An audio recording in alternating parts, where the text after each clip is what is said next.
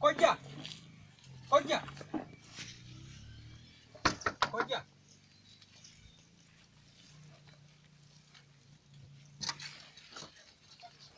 Kojja.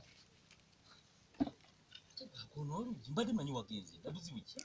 Jangu. Nkoyi jangu twogereko abantu abakulu. Indapo katono. Oyagala nyingire? Jangu. Kati nkoze ki?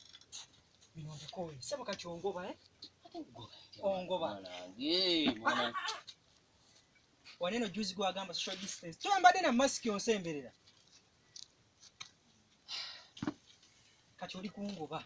Ojjukira bye wankola kuwanze. Gwano tojjukira na kujjukira. Ate biki? Juzi bye wankola. Omukazi w'omulungi. Niba nanga ali atya kibbebi. Oli gwavuma nti alinga lumonde omulinyire mu mulyango Ebyo byonna yali so buta. Kakati. Oyagala ngende ndete ebintu. Nnyo n'amaanyi tuli kukanyama oyagala nyingire tukusule. Nange nsale ku ki? Njagala kasooli ono omugyewo ate muso oyereko ku lujja nsayinga watukula waliwo n'engoye ziri mu kasonda saawa zino ku mbeera eno oyinza okuntuma kojja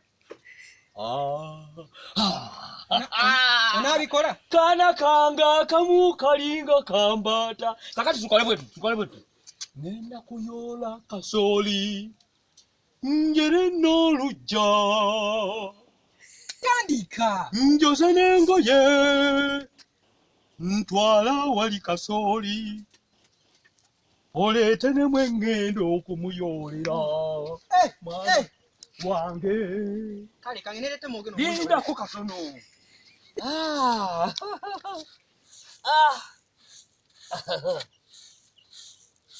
ate katogena muyoolerawo anti okwata liri mbadde njaga kankuletera ekigundi mwogeno